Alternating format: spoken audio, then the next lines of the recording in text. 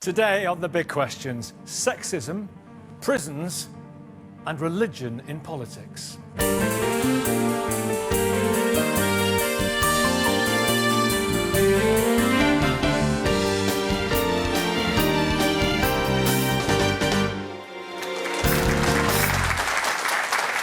morning, I'm Nicky Campbell. Welcome to The Big Questions. Today we're live from Appleton Academy in Bradford. Welcome everybody to The Big Questions. Good morning.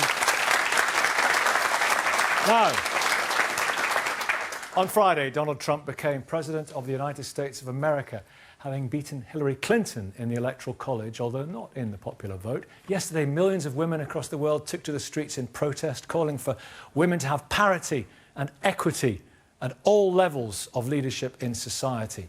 And this week, in the Swiss Alps at Davos, the World Economic Forum brought together the most powerful movers and shakers in business, finance and governance to discuss the state of the world.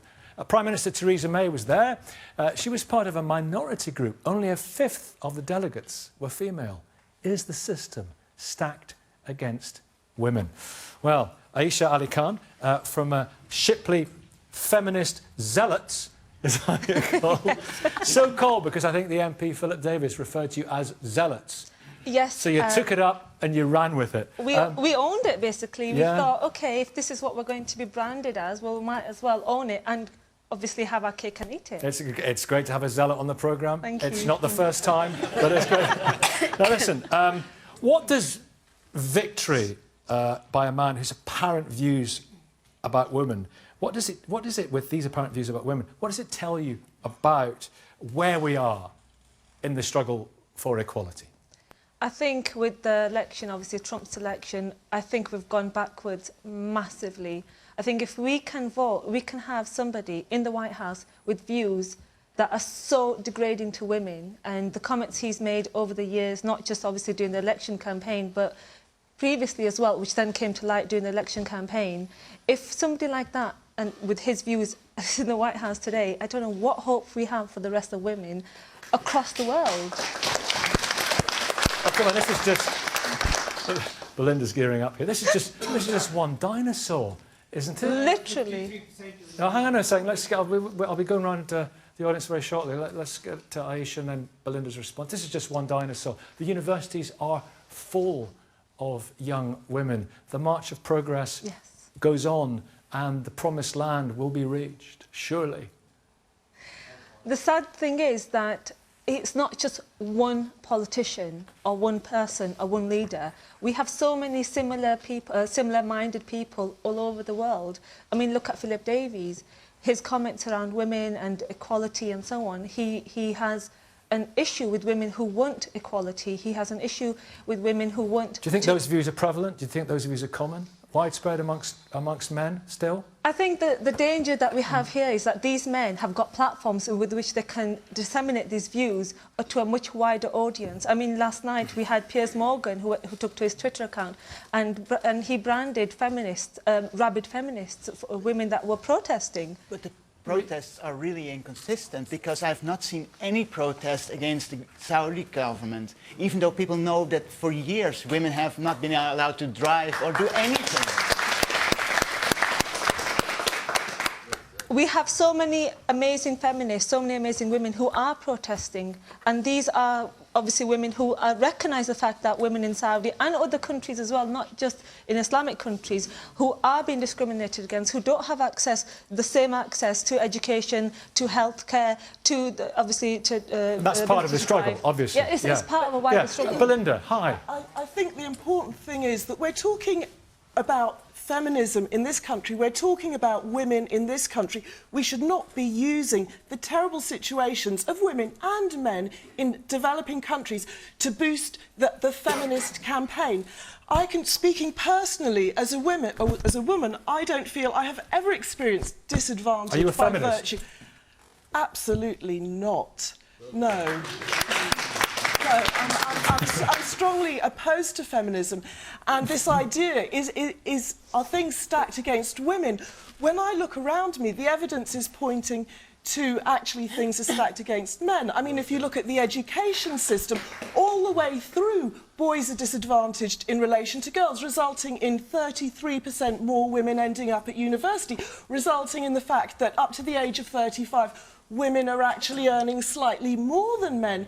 There are all kinds of ways. When I look around... But women have to do so much better and achieve much more to achieve something to get to the same level. That is a complete myth. That is a complete myth. The reason why women are not at the same level in politics is because of choices we make. We prioritise our families and our private lives more than men do. This is, we are not talking about inequality. OK, well, Mandy, do you want to come in? Yeah, Jackie, I mean, Jackie, I'm so sorry, Jackie. I was just rather taken aback by which is great. Passion, I mean, I feel a lot of passion about the lack of parity, the lack of equality of women across all levels. I think the myth is that we have equality, that we have parity. Absolutely. I think we still have a long way to go. I think there's been a great strides in terms of women in society, women in organisations. There's been focus on developing women in more senior roles at leadership levels.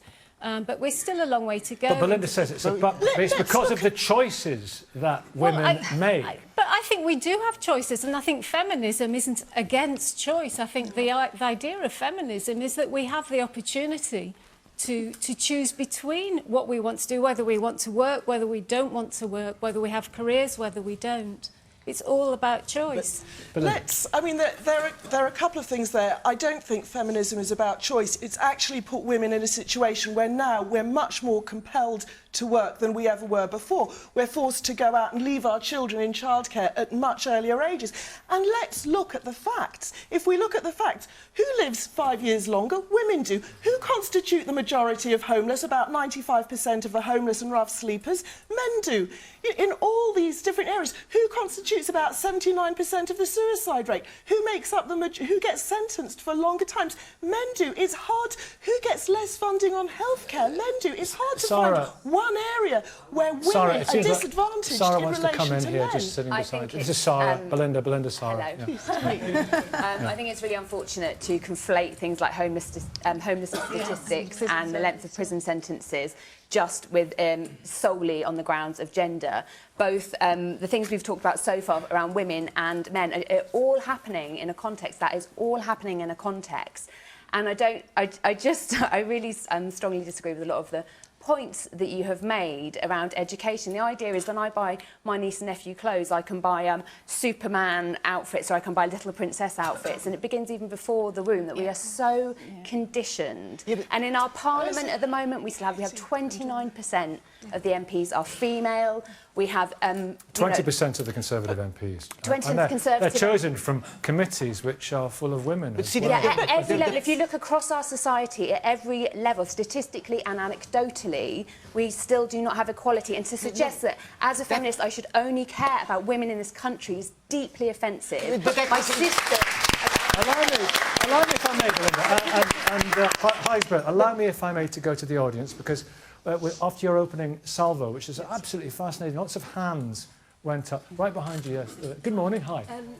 My point really is about there is equality to certain levels up to middle management level if we're talking about employment, or even if we're talking about political roles. The gap really widens when it gets to leadership level.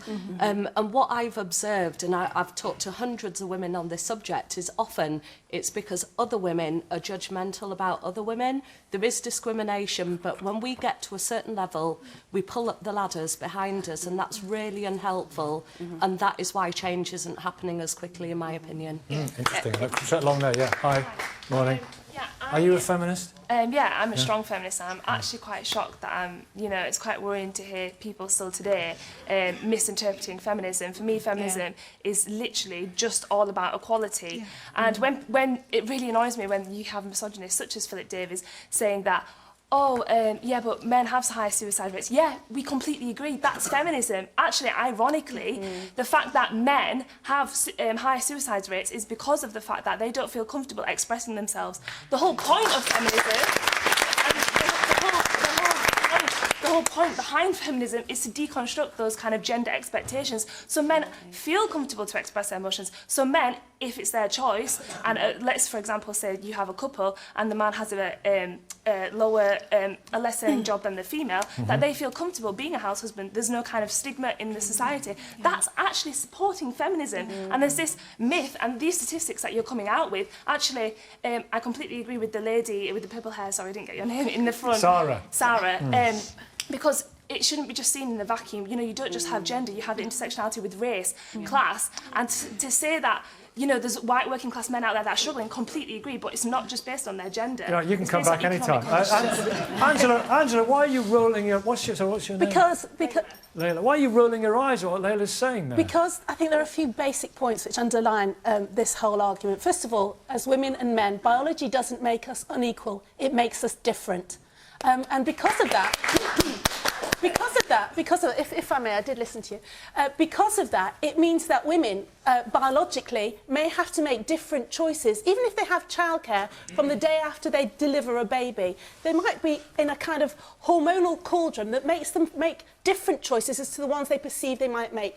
The other thing about living in a meritocracy is that it should be the best man or woman for the job. So female quotas and shortlists. I don't want to be chosen for a job because I've got ovaries. I want to be the best person for that job. And also it may be that because of lifestyle choices, or maybe they're simply not good enough, that women are not getting the positions in high-end sort of companies because But you have to address the inequality. How do you address the inequality? Aisha, in a minute, Aisha. The numbers do not lie. And then Jackie. The numbers do not lie. Fortune 500 companies, only 4.4 are female CEOs. How is that even possible? Going back to the comment that you made. Maybe they're not good enough, she said. Only 12% of board members are females internationally across the world. What Layla said is absolutely spot on. Yesterday, the female zealots raised over £1,000, obviously on the day in donations, half of which are going to go into Women's Aid, and half are going to CALMS, which is a charity that helps prevent male suicide. So we're not against men. We support men. We support everybody in society who's disadvantaged, who's been discriminated against, and also who wants equality, which is I'm afraid that I think there's something about the norms. One of the big issues, I think, is that there's a problem of raising awareness for the issues that men and boys have.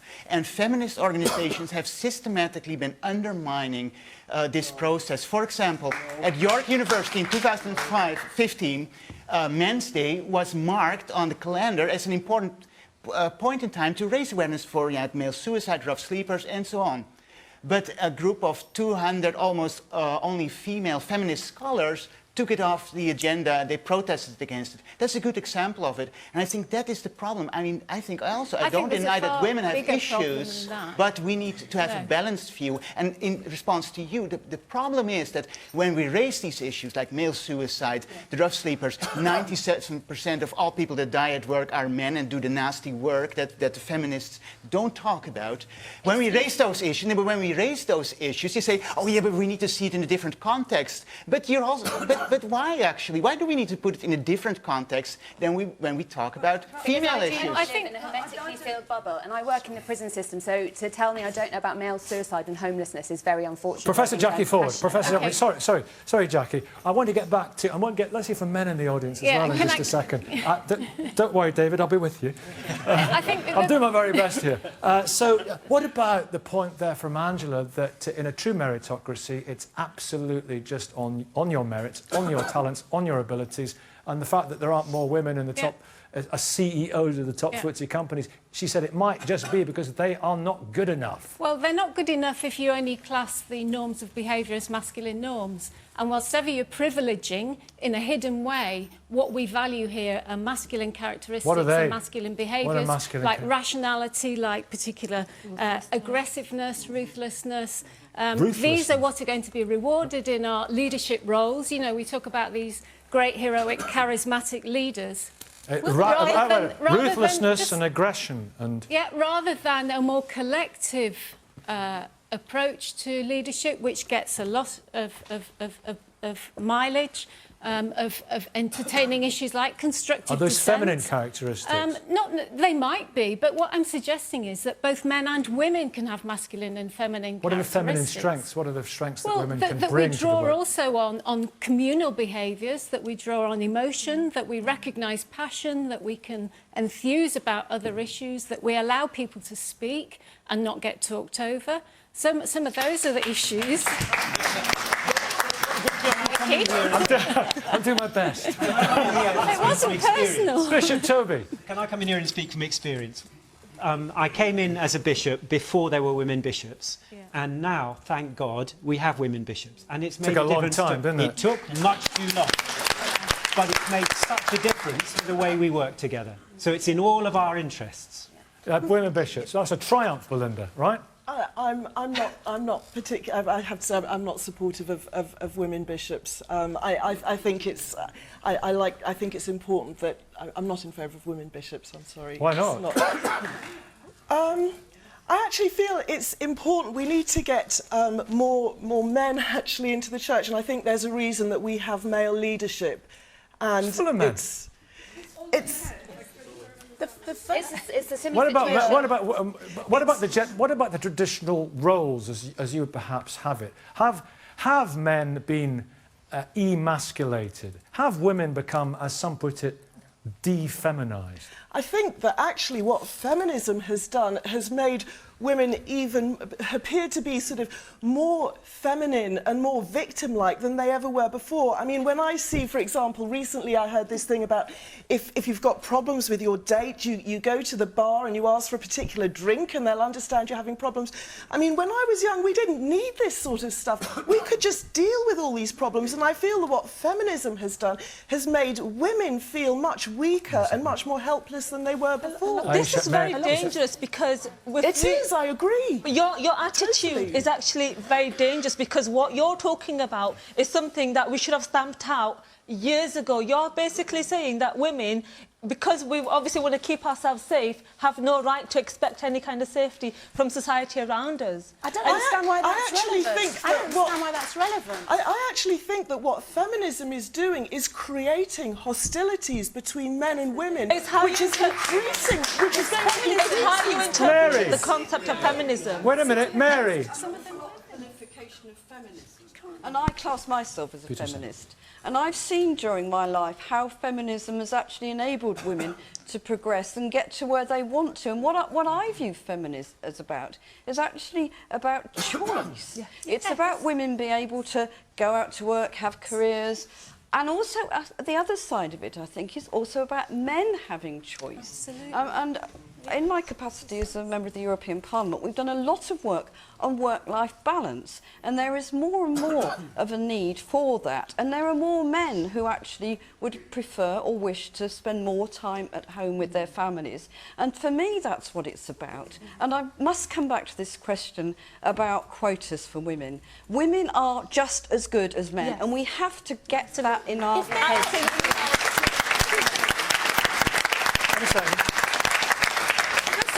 I'd like to say I'm a declared non-feminist because I think a lot of the current feminist arguments are spoiling for an argument. I mean, that campaign about getting Jane Austen on a banknote, I want the same number of banknotes as my male colleague. I don't care whose face, it could be Mickey Mouse as far as I'm concerned. I don't care who's on a banknote. I also went to school, amongst the alumni of my old school, Manchester High School, were suffragettes. So, and we were encouraged to aim high, power through any kind of ceiling that would prevent us. The first female bishop in the country went to my old school. She was a fellow Libby Lane. I went to school with her. There was no suggestion, even back then, several years ago, because obviously a little bit older, that she was anyway held back. I can't speak on her behalf. So this notion that somehow we are being arm-locked because society is clipping our wings, I think is nonsense. If there are concerns such as sexual objectification of women, heinous conduct towards women, it is a concern for all society. And as far as Donald Trump is concerned, Donald Trump was elected by a majority. He's a Neanderthal. Okay, men in the audience. He's an Listen, don't diss Neanderthals. Look into it. Very interesting. Listen, Peter, very quickly, and then we'll have hands up, some males in the audience, very quickly. I just want to say, I think feminism is a beautiful theory. I think it's one of the most profound and insightful approaches to understanding humanity. I think the ethics of care that feminism brings us, I think that it's a way of understanding both men and women. I think the lady who spoke behind us put it beautifully. I think the points have been raised earlier, absolutely fantastic. And as a man, I want to say, I think feminism is fantastic, and I think we should have more feminism, and it would be something which actually is very, very important. And just to go back to one point, the feminisation of poverty. The whole issue that since the 1970s has been that more and more women have been impoverished. The women who are going without food so they can feed their children. I think you're totally missing the point. If we think about what the world was like before feminism... You go on, but... I mean, the problem... I mean, feminism in principle sounds really good. I mean, I think all of us, all of humanity, men and women, we all have sons and daughters. We care about both genders. The problem, I think, is with the sort of like extreme feminist activists who undermine initiatives to raise awareness. And I've just given a really good example of it, and there are many. And you don't know about it because you have only seen it from sort of like the sideline, the positive news stories. But people that look into these issues, like sort of like the some of them are called anti-feminists, you know, they can raise these, they can show you exactly what sort of things are going on. This is very problematic. So we have to leave it there. Thank you all very much indeed for that. Thank you.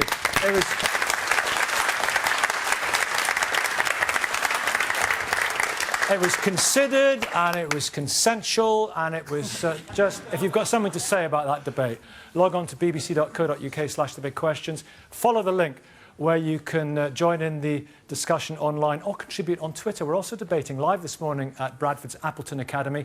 Does prison work? And should religion have any role in politics? Get tweeting or emailing on those topics now. Send us any other ideas or thoughts you may have about the programme. Well, last November, the Justice Secretary Liz Truss promised prisons were going to get their biggest overhaul in a generation. A couple of days later, there was a riot at Bedford Prison involving 200 inmates, followed a month later by another riot of 240 prisoners at HMP Birmingham. Reductions in prison staffing, gang violence and psychoactive drugs have all been blamed. This week, the House of Commons Select Committee on Justice began examining the government's plans. Many critics say the biggest question they need to address is, does prison work? Let's address that one. And Sarah, as you mentioned earlier on, working in prisons, in the field of criminal justice, mentoring women in custody as well. We've got more prisoners in this country than any other in Western Europe. And as to the European region, if you want to call it, as a whole, only Russia and Turkey have more. Some of these statistics here are stark and astonishing. Why is this happening? Well, we've got more people, we've got double the number of people in prison now than we had 20 years ago. And crime rates are going down. And the crime rates are going down, and so much of this is directly the result of policy. And as Bob Neal, the chair of the Justice Select Committee, said on Wednesday at the start of that session, it is a wide consensus now that the prison system we have is in crisis, and that is quite significant for the Conservative chair of the Justice Select Committee to say that. We know it doesn't work by any measure. It doesn't work for victims of crime. It doesn't work for us as a society. It certainly doesn't work for the people in it when you have the scale of the rioting and the frequency of the rioting, you know, which is unprecedented really since Strange Race 25 years ago. Peter, it was a while since you were in, wasn't it? Yeah. But it was pretty bad then. And you were just saying beforehand when we were having a cup of coffee, it's even worse now. Yeah. So my first prison sentence was at 14 years old, and I was a regular attender until my early 30s.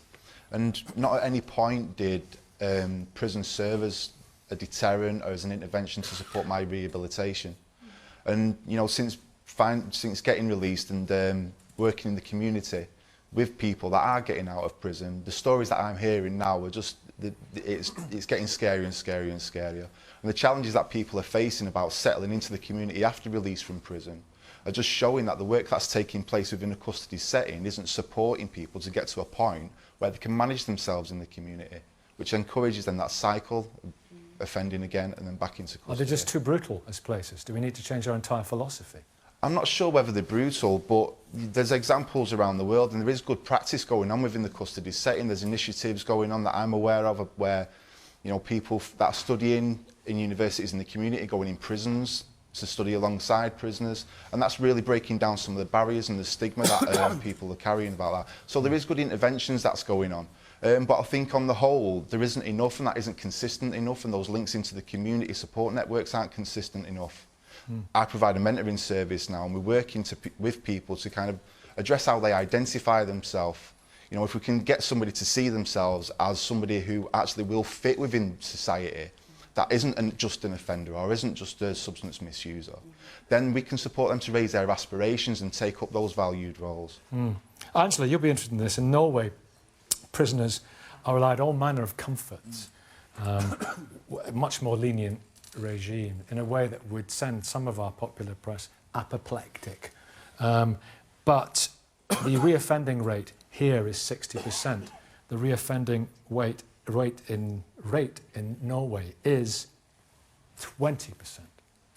Okay, well, you can do anything you want with statistics. Well, interpret. Okay, so if those are what the statistics say, that's what they say. More lenient regimes. Well, I don't think so. As far as I'm concerned, prison has 4 basic functions. Yes, there is an element of rehabilitation. We want to feel that people have somehow learned something from the so-called sobering experience of prison, and they can come out as a better person and hopefully won't reoffend. We hope it'll be a deterrent. But we also hope that it will keep the members of the public safe. And the fourth thing is anybody who has committed, certainly a violent crime, should have their liberty taken away from them in a way that makes them feel the punishment. Now, you know, at a very, very simple comparison, if you jump a red light, you have to either do a speeding course or whatever, get points on your licence. You feel it, and afterwards, if you have been done for speeding, you tend to watch the clock a bit more. It has to be made to feel that if you have been, thankfully I haven't been inside. That's loss of liberty. In a much more lenient prison regime in Norway, they have 20% reoffending rates. Well, what's your conclusion, other than saying, oh, well, statistics can tell you anything? My conclusion is still that the fact is that if prison... First of all, people who commit violent crime, as I say, have to be taken off the street, right? And how do you stop them committing violent crime when they come out?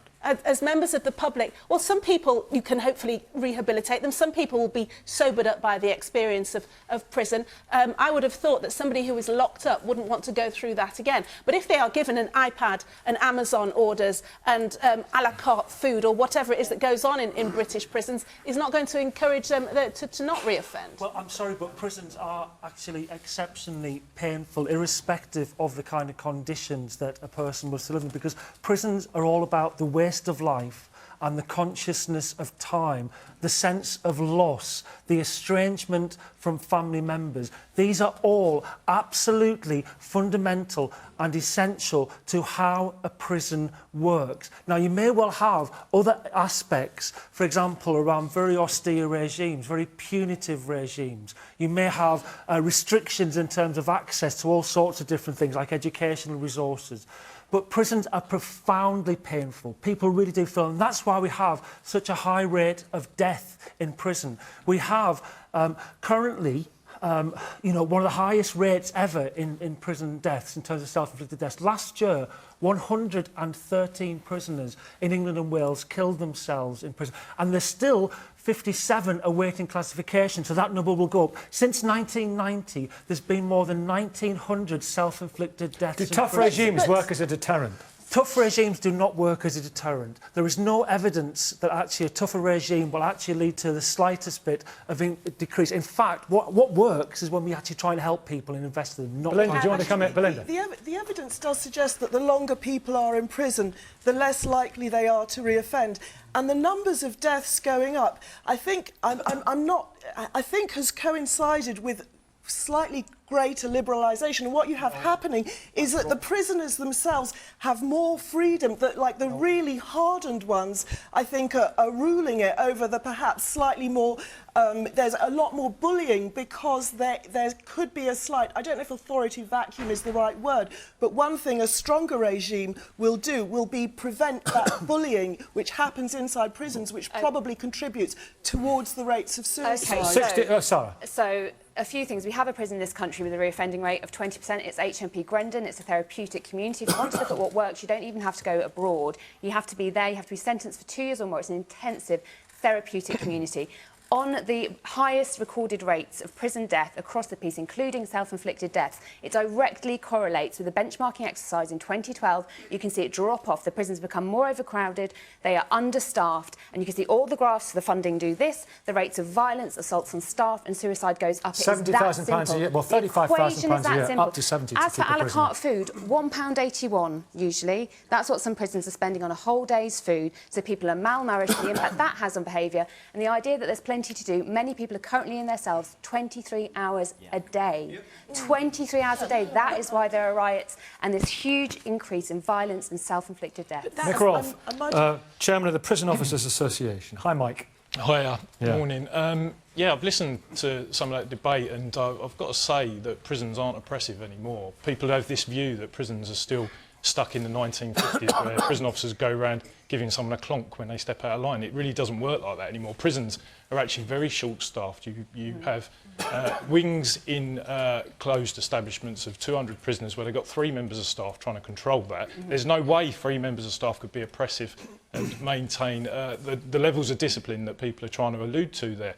What you actually have got is prisons run on appeasement, and what they run on is prison officers that have a way and ability of controlling and managing people without having to show that and enforce it unless someone steps out of line. If there were fewer prisoners there, the whole thing would be easier to manage. Well, overcrowding is a problem, and actually some of the prison population is a problem as well, because we put people who should be in mental hospitals in prison nowadays because we cut the funding in the NHS.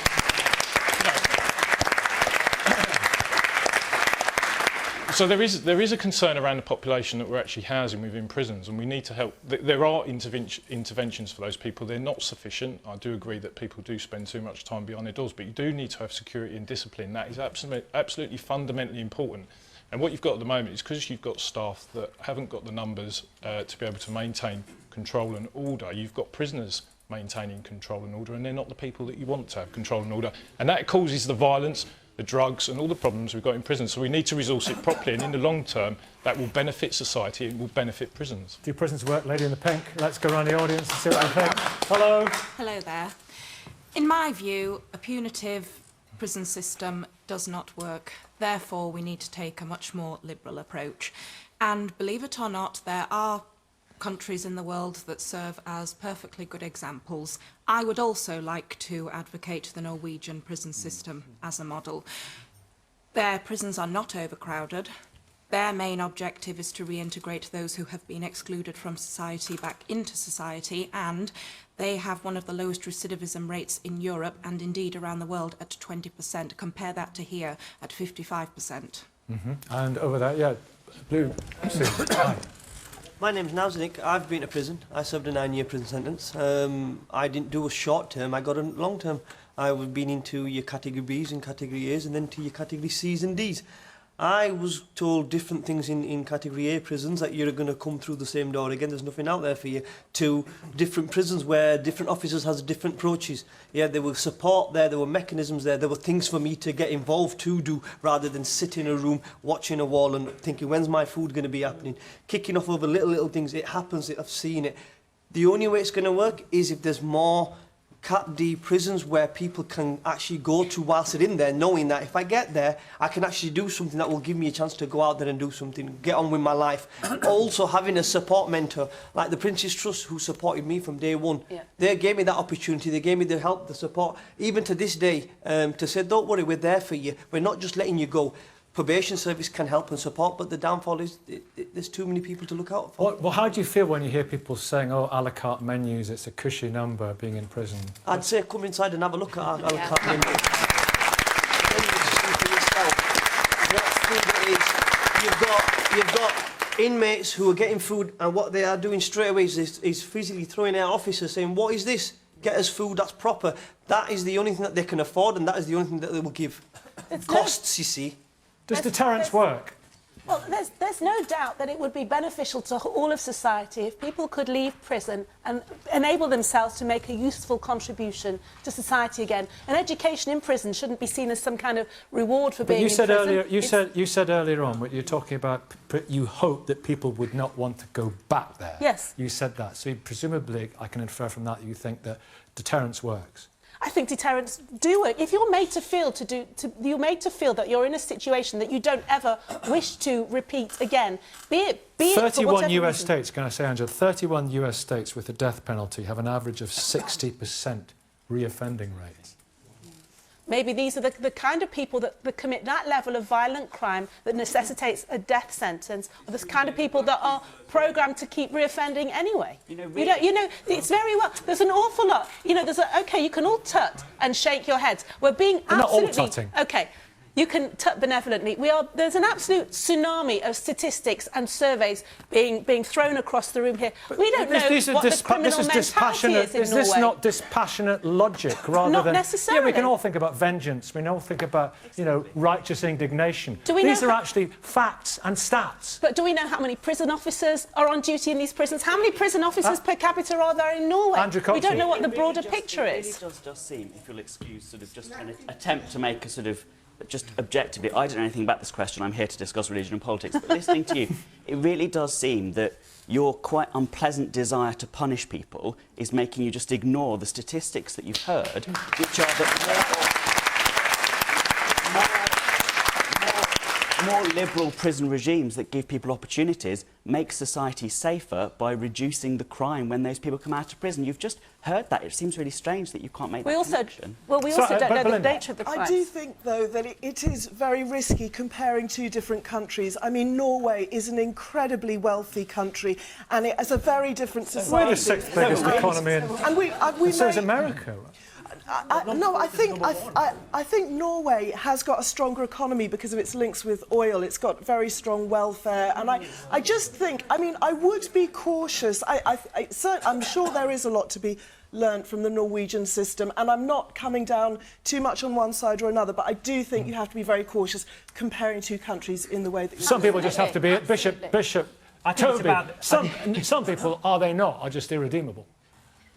I wonder if they are. I wonder if they are. Yeah, I mean... Anders Breivik.